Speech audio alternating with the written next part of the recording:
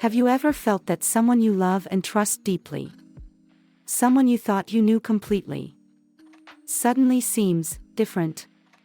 A lingering gaze, a subtle shift in tone, small things that hint at a secret buried deep within. In today's story, we uncover a shocking truth about family bonds, where love, trust, and fragile boundaries are tested to their very limits. Join me as we delve into the untold secrets hidden behind the warm smile of a beloved grandfather. I had always known my Anthony as the embodiment of wisdom and kindness, a steadfast figure in my life who seemed to carry the world's understanding in his gentle smile. He was my compass, my storyteller, the reassuring voice that calmed my fears and filled my heart with warmth. His presence was a constant, woven into the fabric of my childhood, grounding me when life felt uncertain. Anthony was the anchor of my world, and in his company, I felt safe, cherished, and whole. But recently, something about him had begun to shift. It was subtle at first, a change so faint that I almost ignored it. Yet, the more time I spent with him, the more I noticed it. It lingered in the way his gaze lingered on me when we were together. The way his eyes seemed to hold an unfamiliar curiosity. It wasn't unkind, but it was different. I couldn't quite place what it was, but it made me uneasy in a way I couldn't explain. One late afternoon, as the sun dipped low and painted the horizon with its fiery hues, Anthony called me over to his house. It wasn't unusual for him to invite me.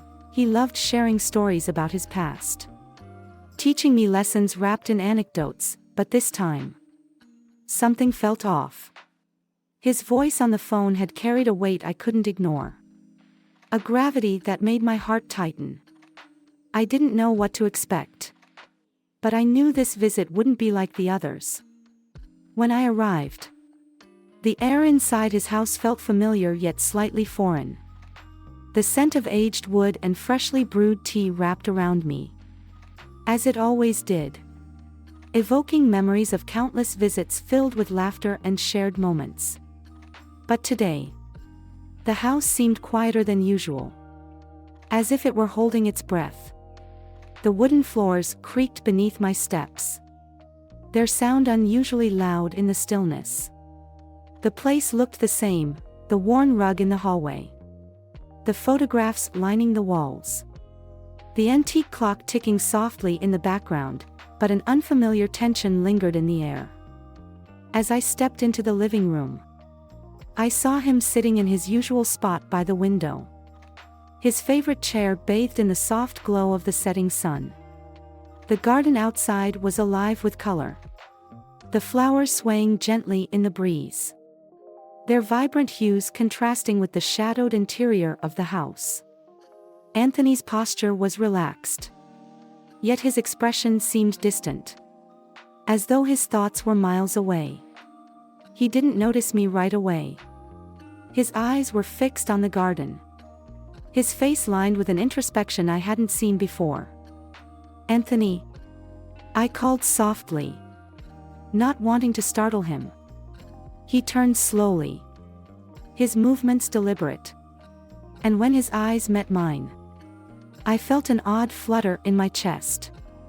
There was something in his gaze, a mix of familiarity and something else I couldn't quite name. His eyes, once so full of warmth and mischief, now held a depth I hadn't seen before.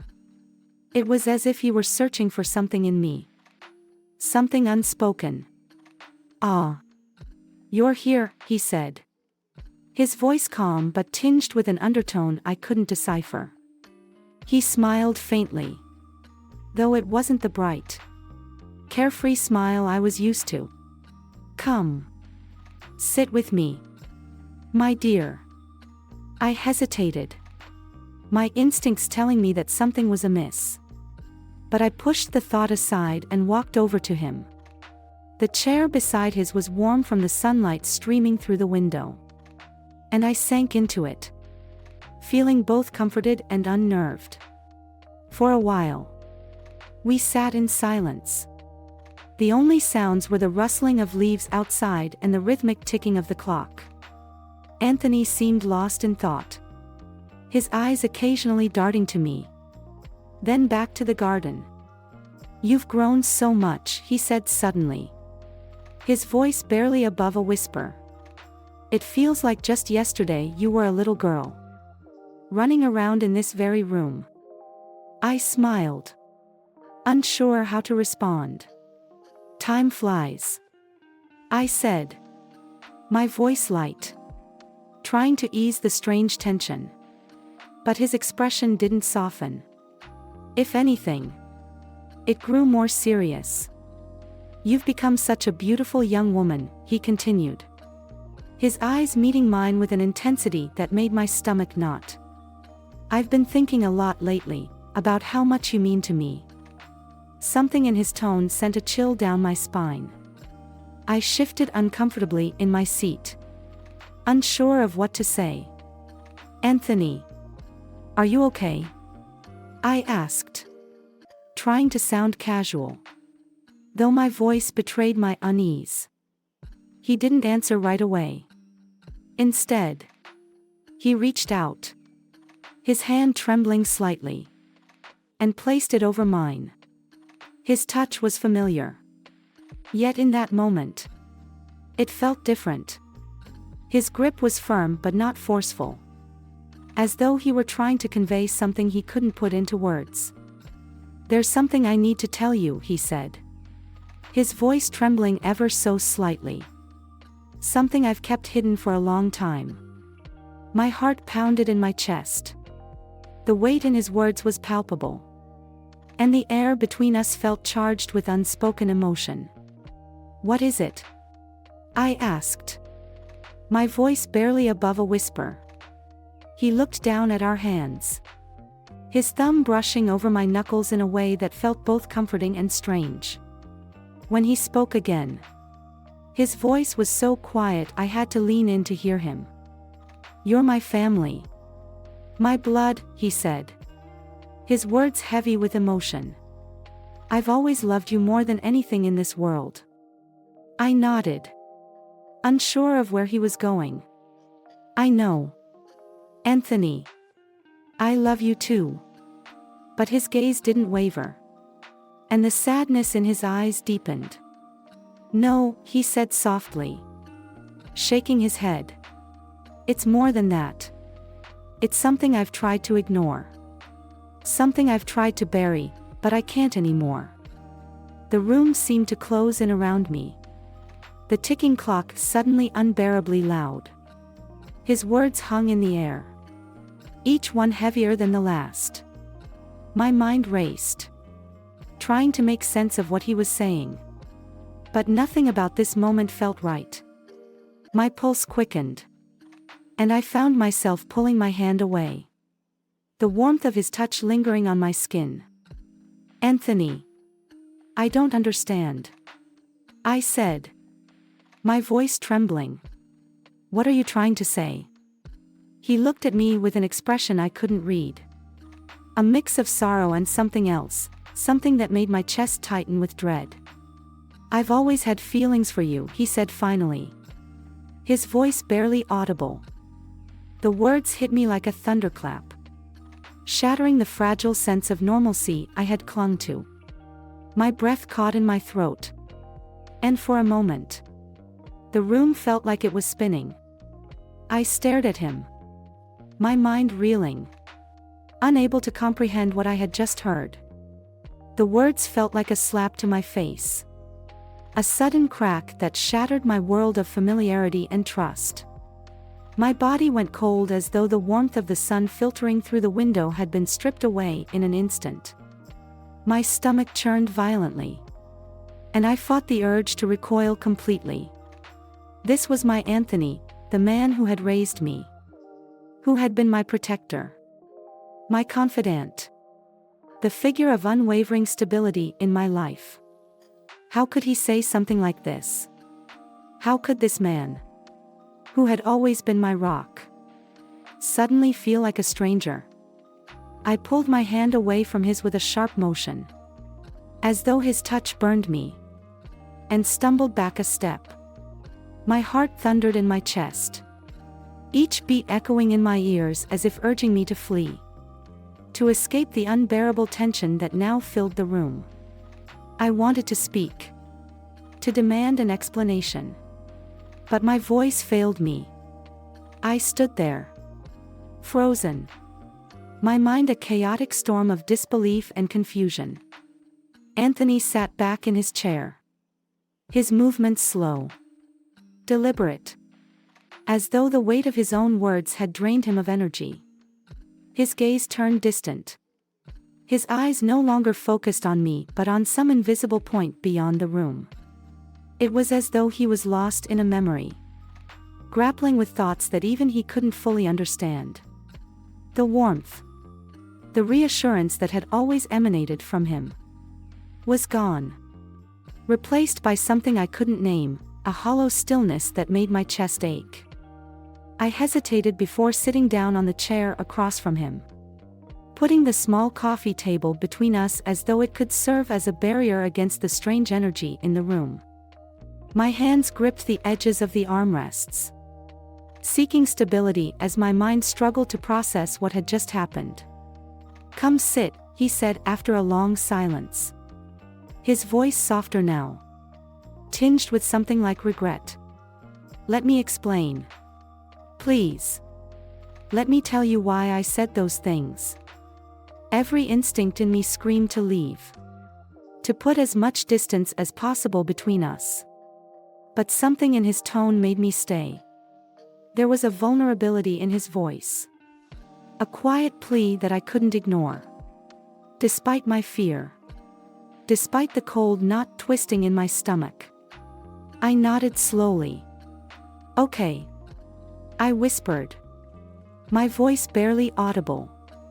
He cleared his throat and leaned forward slightly, resting his elbows on his knees. For a moment, he seemed to gather his thoughts, his eyes flickering between the floor and the garden outside. "Long before I became the man you know," he began, his voice steady but heavy with emotion, "I was young, just like you are now. I had dreams, hopes, and a heart eager to love. And then I met your grandmother." At the mention of Grandma, his expression softened. The lines on his face, carved by years of life's trials and triumphs, seemed to ease slightly.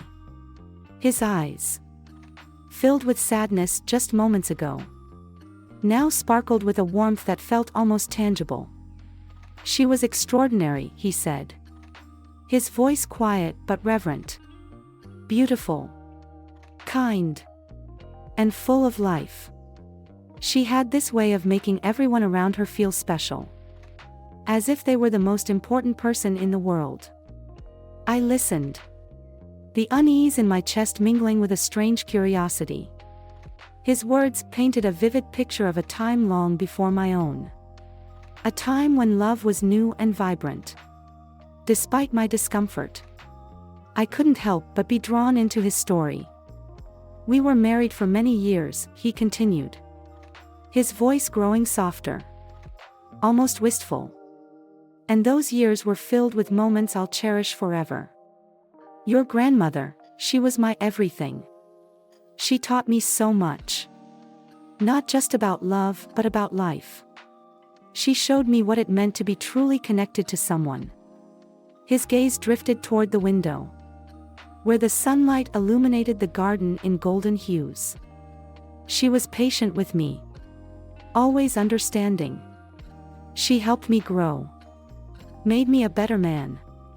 We shared everything, our dreams, our struggles, our joys, and even our sorrows. There was a depth to our relationship that went beyond words." I could see the love in his eyes, the memories of Grandma still alive in his heart. But as he continued, his words began to blur the line between admiration and something more intimate. She taught me about the kind of love that doesn't waver. The kind that stays strong even when life tries to tear you apart. She made me feel complete. I shifted in my seat, the unease returning as he spoke with a level of intimacy I wasn't prepared for. His voice, though tender, carried a weight that pressed against me, making it hard to breathe. I wanted to interrupt, to ask him to stop. But the vulnerability in his expression held me back. "When she passed," he said, his voice breaking slightly. It was as though a part of me died with her. The house felt empty. The days stretched into endless silence. You can't understand the kind of loneliness that comes with losing someone you've built your life around. I felt my throat tighten, my emotions warring between empathy and discomfort. I couldn't imagine the pain of losing someone so deeply loved. But his words still hung heavy in the air, their implications unclear. Anthony turned to me, his eyes searching mine with an intensity that made me squirm. "Do you have a boyfriend?" he asked suddenly, his tone both curious and contemplative. The question caught me off guard, and my mind scrambled for an answer. "No," I said quietly, lowering my gaze to avoid his. My cheeks flushed, not from embarrassment but from the sheer weight of the moment. He nodded slowly, as though he had expected my answer. "You're young," he said, his voice softening. "You still have time to find someone who truly understands you, who loves you for who you are. When you do, don't take it for granted. Love is a gift, but it's also a responsibility. You have to nurture it, protect it, and cherish it." His words carried wisdom, a deep understanding born from years of experience. For a moment, I saw glimpses of the man I had always known, the wise, kind figure who had guided me through life.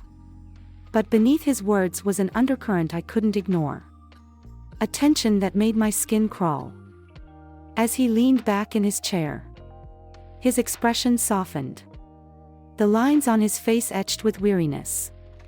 "I never wanted to make you uncomfortable," he said quietly. "I just wanted you to understand the depth of love and its many forms. It's not always easy, but it's worth it. And when you find it, hold on to it with everything you have."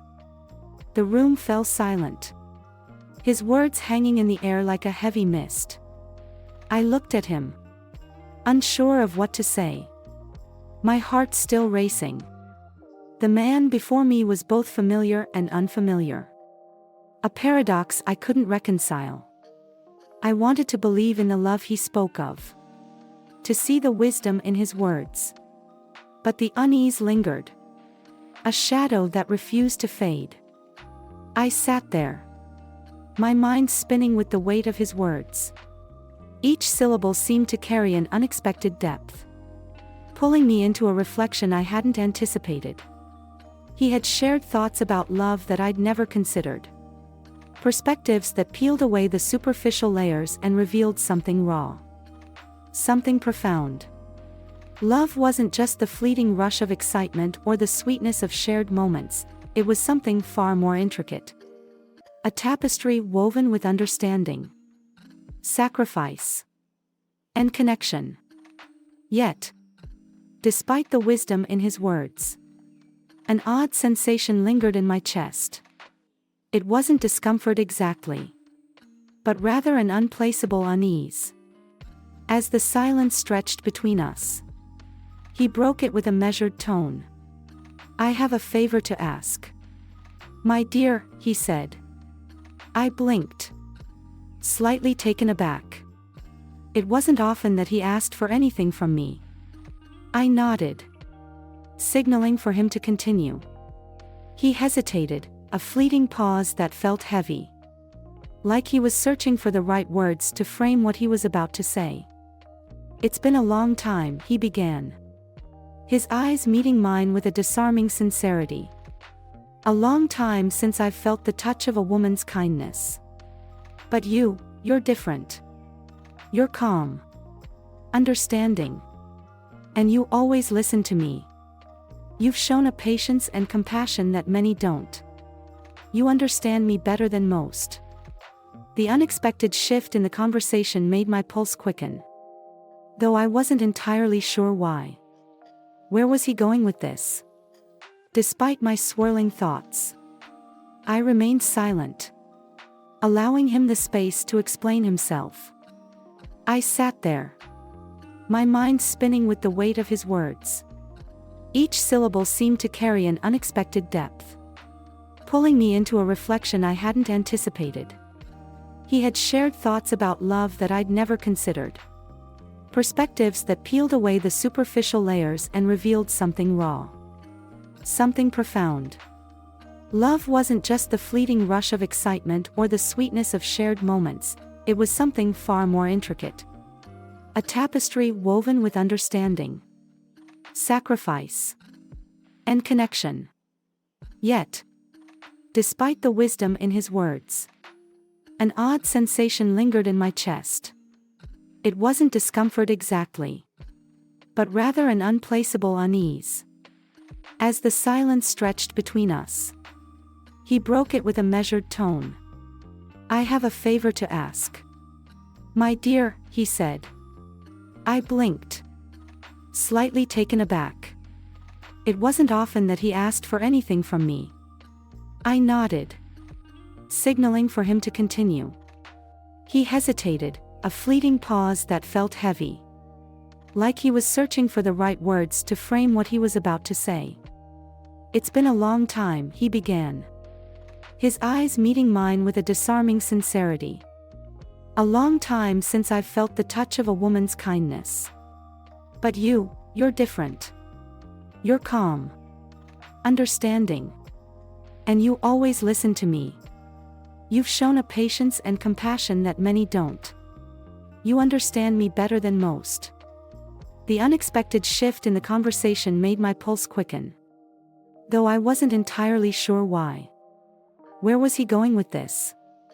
Despite my swirling thoughts, I remained silent, allowing him the space to explain himself. Anthony leaned forward, his elbows resting on his knees, his expression open and unguarded. I want to guide you for the future, he said, his voice taking on an almost paternal warmth. His words were laden with meaning, yet they carried an ambiguity that left me unsettled. I couldn't ignore the earnestness in his tone, nor the wisdom he had always been known for. Still, I couldn't shake the tension that crept into the edges of my thoughts. What do you mean, Anthony? I finally asked, my voice tentative as I sought clarification. He smiled, a gentle, almost wistful smile that softened the lines of his face. It might sound strange, my dear, but I want to prepare you for the realities of love. It's not just about the emotional connection, it's about the physical connection too.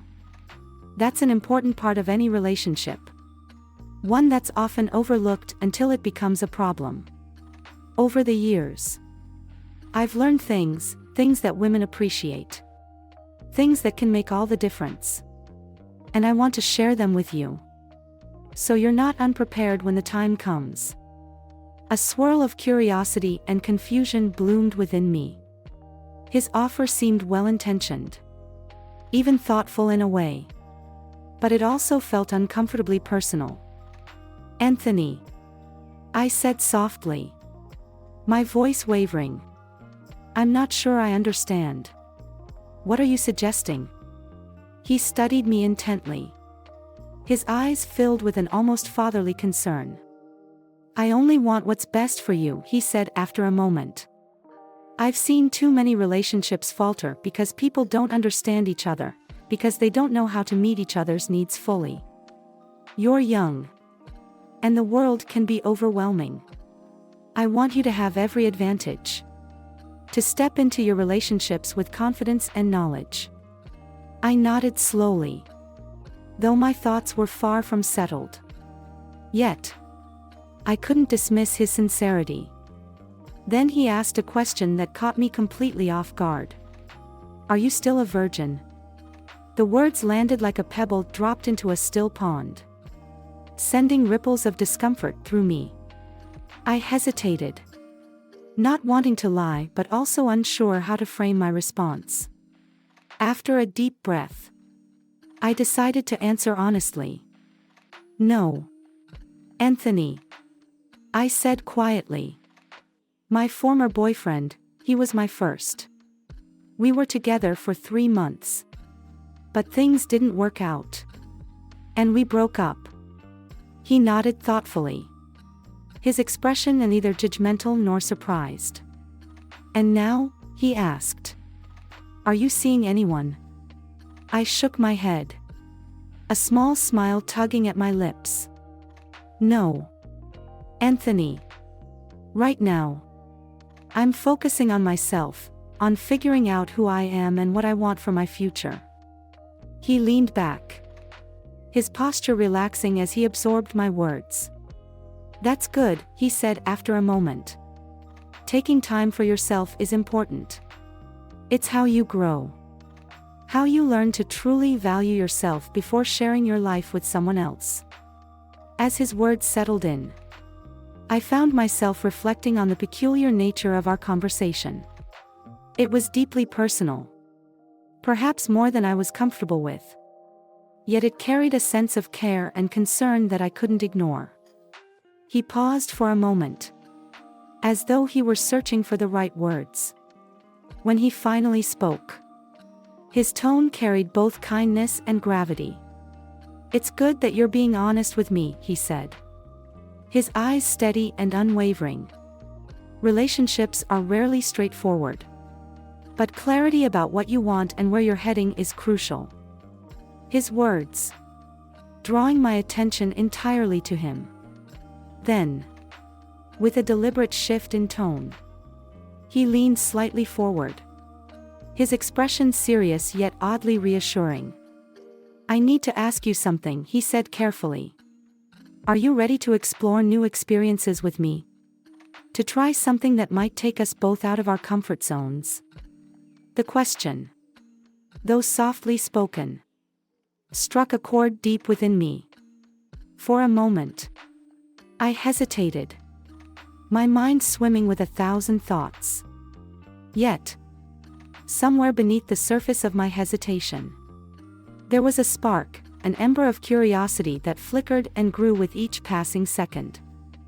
I began, my voice barely audible. I couldn't finish the sentence, but my body seemed to answer for me. A faint but undeniable nod escaped me, and I saw his lips curl into a small, understanding smile. My heart was pounding, a mixture of excitement and nervousness coursing through me. He stood up slowly, his movements deliberate and assured. There was a quiet confidence in the way he carried himself, and it was impossible not to feel drawn to him. Without another word, he crossed the room to a neatly arranged corner where a folded towel rested. Picking it up, he turned back to me and extended it with gentle precision. "Take a shower," he said, his voice calm but firm, leaving no room for argument. "It'll help you feel more at ease." I took the towel from his hand, my fingers brushing against his for a fleeting moment. That brief contact was electric, and it sent a shiver through me. For a second, I hesitated, feeling the enormity of the situation settling on my shoulders. What was I stepping into? Could I trust him, or myself? But then, almost instinctively, I turned toward the bathroom. The sound of my footsteps on the floor felt louder than usual. As I stepped into the bathroom and closed the door behind me, I was enveloped by the quiet solitude of the space. The world outside seemed to fade away, leaving me alone with my thoughts and the soft hum of anticipation that buzzed in my chest. The warm water cascaded over me as I stood beneath the shower, its gentle rhythm calming my frayed nerves.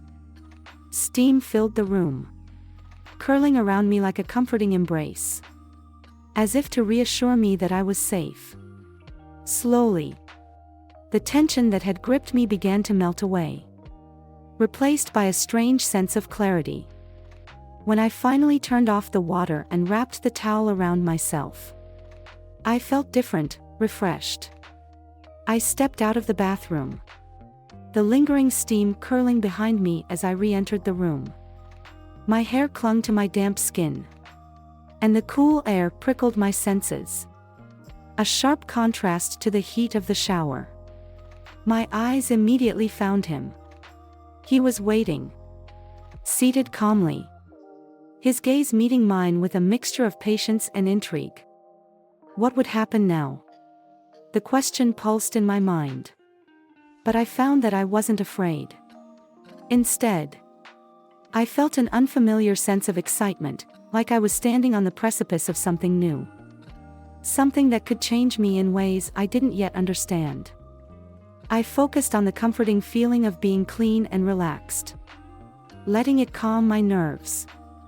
Stepping into the softly lit room, I immediately noticed him lying back on the bed, arms stretched out, looking effortlessly comfortable. His intense gaze locked onto mine, making my heart race. For a moment, he said nothing, his silence almost louder than words. Then, in a steady, firm voice, he said, "Come over." His tone carried both an invitation and a command, sending a wave of nervous energy through me.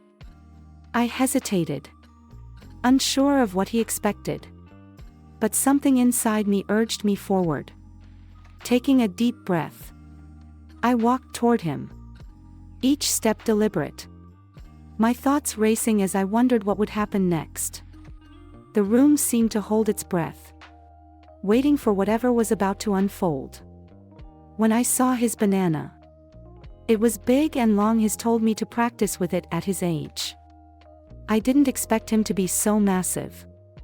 But he was. He guided me. And as I learned, I could see his satisfaction and enjoyment in my efforts. After one time he told me to turn around as he inserted his banana through me because it was my first time. At first, it was very difficult to get in. But eventually, it managed to go in the first time. I enjoyed it from behind when both were satisfied. For a while, Anthony seemed genuinely happy. And, in turn, so was I. He enjoyed the moment. And in his enjoyment, I found my own. We both knew, deep down, that no matter how much we tried to piece things back together, the picture would never look exactly the same. The cracks would remain, faint reminders of the pain and confusion we had weathered. One evening, as Anthony and I sat by the window once more, watching the sun dip below the horizon and cast golden hues across the garden, I reached for his hand. This time, there was no hesitation, no lingering doubt. In that simple gesture, I felt a sense of understanding and acceptance. A quiet acknowledgement of everything we had been through and everything we had yet to face. His hand was warm, steady, and familiar. Sitting by the window, with the golden hues of the setting sun filling the room, I felt an unusual sense of calm. After everything, I learned that life isn't always straightforward. And neither is love. But the most important thing is to hold on to your values. Face the truth with courage. And act with self-respect, clarity, and compassion. What happened between me and Anthony wasn't easy to accept or forget. But it taught me a profound lesson about the complexity of human emotions. Everyone carries stories and secrets that we might never fully understand. However, it's crucial to know when to stop, set boundaries, and continue living a life of integrity and purpose. Though painful, facing the truth helped me grow. I learned to forgive, not just him, but also myself, forgive to move forward, to free myself from the chains of the past. Hold on to your values, in any relationship, whether family or love. Always remember that you deserve to be treated with love and respect. Setting clear boundaries is essential to protect yourself and others. Thank you for taking the time to listen to this emotional story. I hope it has offered you meaningful lessons and a deeper understanding of love, family, and forgiveness. Don't forget to hit subscribe to stay with us for more stories, where we continue to explore the profound corners of life. See you in the next video.